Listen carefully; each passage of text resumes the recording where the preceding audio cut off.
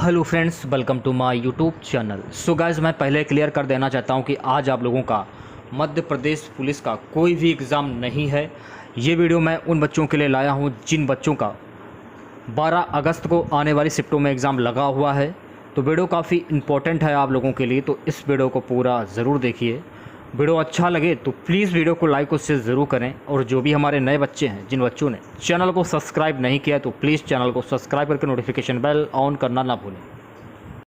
तो चलिए वीडियो को स्टार्ट करते हैं। आज के सेशन में पहला क्वेश्चन, कालबेलिया भारत के निम्नलिखित में से किस राज्य का लोक नृत्य है? कालबेलिया भारत के राजस्थान राज्य का लोक नृत्य है, तो राजस्थान आपका करेक्ट आंसर हो जाएगा, यानी ऑप्शन बी। कालबेलिया नृत्य की अगर हम बात करें तो ये कालबेलिया राजस्थान में मुख्य रूप से कालबेलिया समुदाय द्वारा किया जाने वाला एक लोक नृत्य है। दूसरी बात, इसे सपेरा नृत्य या स्नेक चार्मर नृत्य जैसे अन्य नामों से भी जाना जाता है। ये भी फैक्ट आपको ध्यान रखना है। इसे वर्ष 2010 से यूनेस्को की मानवता की अमूर्त सांस्कृतिक विरासत की प्रतिनिधि सूची में शामिल किया गया। ये भी फैक्ट आपको ध्यान रखना है। कालबेलिया नृत्य सभी राजस्थानी नृत्यों में से सबसे कामुक नृत्यों में से एक है। राजस्थान की अगर हम बात करें तो राजस्थान 2021 तक की मैं बात कर रहा हूँ। राजस्थान के मुख्यमंत्री हैं अशोक गहलोत। राजस्थान के राज्यपाल हैं कलराज मिश्र। राजस्थान का प्रसिद्ध नृत्य है घूमर, भवई, कालबेलिया, चरी, चक्री और गैर। ये आपको ध्यान रखना है, ठीक है। राष्ट्रीय उद्यान की अगर हम बात करें, राजस्थान के राष्ट्रीय उद्यान हैं रणथंभौर राष्ट्रीय उद्यान, सरिस्का वाघ उद्यान, माउंट आबू वन्यजीव अभ्यारण्य। ये भी फैक्ट आपको ध्यान में रखना है। दूसरे क्वेश्चन की बात करेंगे। दूसरा क्वेश्चन देखिएगा भाई,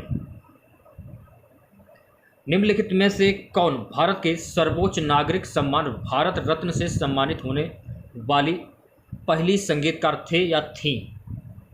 तो इस क्वेश्चन का सही जवाब हो जाएगा MS सुब्बलक्ष्मी। ये भारत की सर्वोच्च नागरिक सम्मान भारत रत्न से सम्मानित होने वाली पहली संगीतकार थी। तो SS सुब्बलक्ष्मी आपका करेक्ट आंसर हो जाएगा, यानी ऑप्शन बी। SS सुब्बलक्ष्मी की अगर मैं बात करूं तो SS सुब्बलक्ष्मी सबसे ऊंचे नागरिक सम्मान भारत रत्न से सम्मानित की जाने वाली पहली संगीतकार थी। यह फैक्ट आपको ध्यान में रखना है। दूसरी बात, सुब्बलक्ष्मी तमिलनाडु के मदुरै जिले की एक भारतीय कर्नाटक गायिका थी। यह भी आपको ध्यान में रखना है। उन्हें वर्ष 1956 में संगीत नाटक अकादमी पुरस्कार, वर्ष 1968 में संगीत कला निधि पुरस्कार से सम्मानित किया गया था। यह भी फैक्ट आपको ध्यान में रखना है। उन्हें पद्म भूषण, भारत के दूसरे सर्वोच्च नागरिक पुरस्कार और the Indian fine arts society of Tamil Nadu द्वारा संगीता कल शिकानी से सम्मानित किया गया। यह भी फैक्ट आपको ध्यान में रखना है। इन्हें वर्ष 1998 में कालिदास सम्मान पुरस्कार से सम्मानित किया गया था। यह भी आपको ध्यान में रखना है। अगला क्वेश्चन देखिएगा भाई। अगला क्वेश्चन है कि निम्नलिखित में से कौन प्रसिद्ध सितार वादक थे? निखिल बनर्जी ये सितार वादक थे। तो निखिल बनर्जी आपका करेक्ट आंसर हो जाएगा, यानी ऑप्शन डी। निखिल बनर्जी की अगर हम बात करें तो पंडित निखिल रंजन बनर्जी इनका पूरा नाम है। ये एक भारतीय शास्त्रीय सितार वादक थे जो माहिर घराने से संबंध रखते थे। तो यहाँ से एक क्वेश्चन बन जाता है कि पंडित निखिल रंजन बनर्जी ये किस घराने से संबंध रखते हैं? तो ये माहिर घराने से संबंध रखते हैं। ये आपको ध्यान रखना है। वह भारतीय नागरिक सम्मान पद्म भूषण के प्राप्तकर्ता भी थे। यह भी फैक्ट आपको ध्यान रखना है। वाद्य यंत्रों की अगर हम बात करें तो वाद्य यंत्रों के साथ प्रसिद्ध संगीतकारों की सूची दी गई है। तो तबला की सबसे पहले हम बात करेंगे। तबला से देखिए उस्ताद जाकिर हुसैन, तन्मय घोष, स्वप्रभ चौधरी, ये तबला वादक से संबंधित हैं। वांसुरी की अगर हम बात करें तो वांसुरी में देखिए हरि प्रसाद चौरसिया जो हैं, ये वांसुरी से संबंधित हैं। चिकारा वादक की बात करें तो देखिए चिकारा वादक से राजा हुसैन खान संबंधित हैं। संतूर की बात करें तो संतूर से पंडित शिव कुमार शर्मा ये संतूर वादक से संबंधित हैं। सरोद की बात करें तो सरोद से देखिए अलाउद्दीन खान, अमजद अली खान, ये सरोद वादक से संबंधित हैं। सितार की बात करें तो सितार से देखिए पंडित रविशंकर और बुधादित्य मुखर्जी, ये सितार वादक से संबंधित है। सुरबार की बात करें तो सुरबार से अन्नपूर्णा देवी और सज्जाद हुसैन, ये सुरबार से संबंधित है। बीन की बात करें तो देखिए बीन में असद अली खान, जिया मोइन उल दीन खान, ये वीन से संबंधित हैं। ये भी फैक्ट आपको ध्यान में रखना है। अगला क्वेश्चन देखिएगा भाई, चौथा क्वेश्चन हमारा आएगा इसकी, निम्नलिखित में से कौन सा मिजोरम राज्य का मुख्य त्योहार है? मिजोरम राज्य का मुख्य त्योहार कौन सा है? चपचारकूट। तो चपचारकूट आपका करेक्ट आंसर हो जाएगा, यानी ऑप्शन ए। मिजोरम के प्रमुख त्योहारों में चपचारकूट एवं थलफवांगकुट क्रिसमस एवं थलफवांगकुट इत्यादि की जानकारी यहाँ से दी गई है।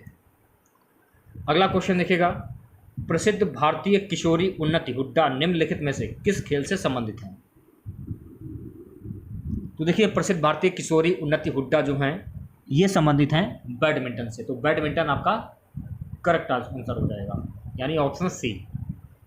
भारतीय बैडमिंटन खिलाड़ी उन्नति हुड्डा 4 दिसंबर 2022 को एशियाई जूनियर बैडमिंटन चैंपियनशिप में पदक जीतने वाली पहली भारतीय अंडर 17 शटलर बन गई हैं। ये फैक्ट आपको ध्यान में रखना है।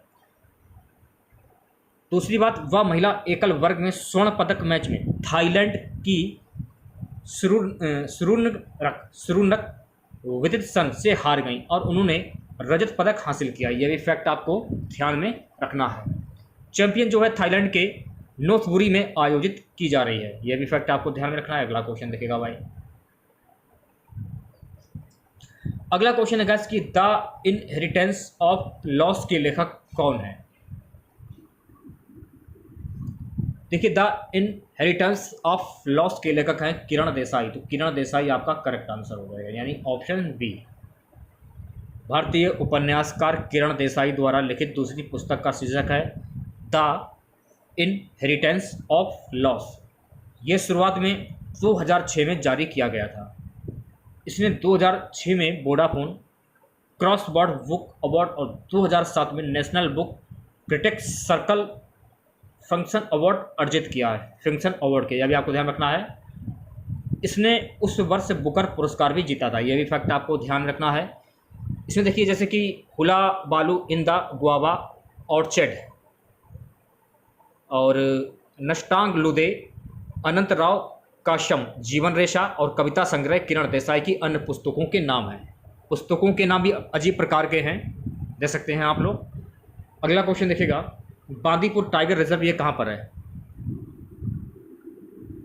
बांदीपुर टाइगर रिजर्व ये कर्नाटक में है। तो कर्नाटक आपका करेक्ट आंसर हो जाएगा। ओके, बांदीपुर की अगर हम बात करें तो बांदीपुर राष्ट्रीय उद्यान जो है इसे 1974 में स्थापित किया गया था।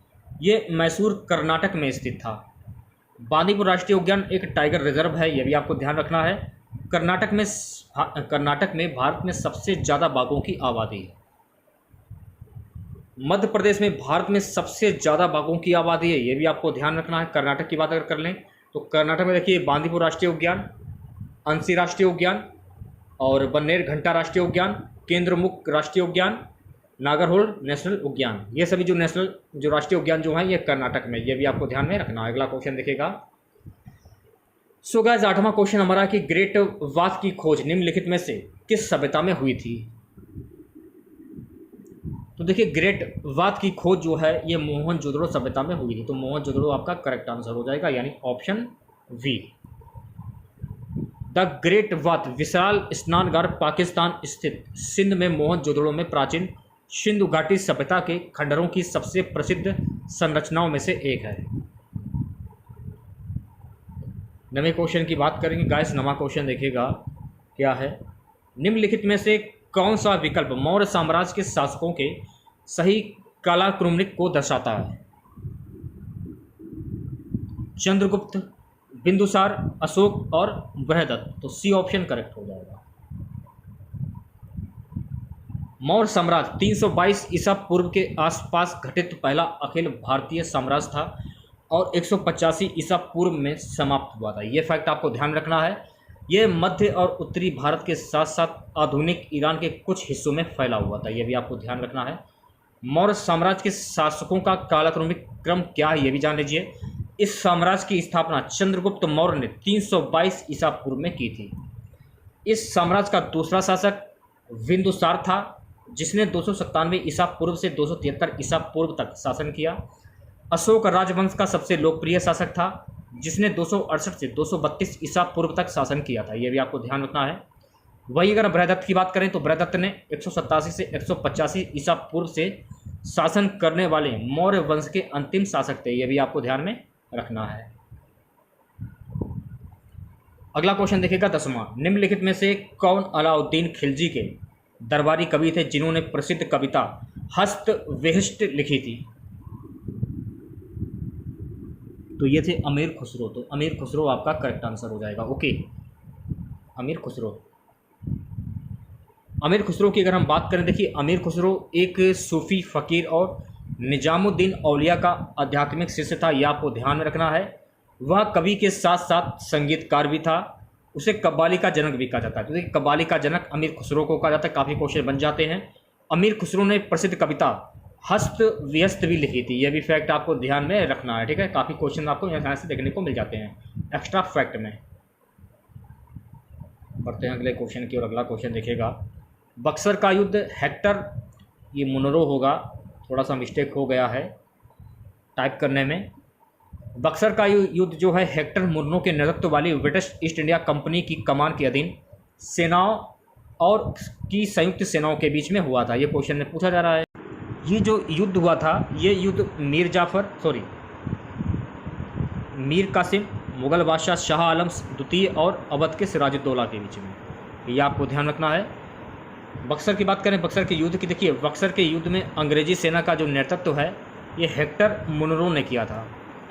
22 अक्टूबर 1764 को बिहार के एक छोटे से शहर बक्सर में ईस्ट इंडिया कंपनी और बंगाल के नवाब मीर कासिम, अवध के नवाब मुग़ल सम्राट शाह आलम द्वितीय की संयुक्त सेनाओं के मध्य युद्ध लड़ा गया था। युद्ध का अंत ब्रिटिश ईस्ट इंडिया कंपनी के लिए एक निर्णायक जीत थी। 1765 में इलाहाबाद की संधि द्वारा युद्ध को समाप्त कर दिया गया था। अगले क्वेश्चन की बात करेंगे। क्वेश्चन है कि भारत में संविधान सभा के चुनाव खालिस्तान ये कब हुए थे? भारत में संविधान सभा के चुनाव हैं जुलाई 1946 में हुए थे। तो जुलाई 1946 आपका करेक्ट आंसर हो जाएगा, यानी ऑप्शन ए। इस क्वेश्चन से रिलेटेड एक्स्ट्रा फैक्ट जान लीजिए। कैबिनेट मिशन ने देश के लिए एक संविधान बनाने के लिए एक संविधान सभा की स्थापना की परिकल्पना की थी। 1946 में भारत में पहला संविधान सभा चुनाव हुआ, ये आपको ध्यान में रखना है। संविधान सभा के सदस्य प्रांतीय विधानसभाओं द्वारा चुने जाते थे और डॉक्टर राजेंद्र प्रसाद संविधान सभा के अध्यक्ष थे, ये भी आपको ध्यान में रखना है। अगला क्वेश्चन देखेगा भाई, 13वां क्वेश्चन, निम्नलिखित में से किसका उल्लेख संविधान की प्रस्तावना में नहीं है? सी ऑप्शन करेक्ट हो जाएगा, सुरक्षा। भारत के संविधान की प्रस्तावना में संघी का उल्लेख नहीं है। भारतीय संविधान की प्रस्तावना विचार, अभिव्यक्ति, विश्वास, आस्था और उपासना की स्वतंत्रता प्रदान करती है।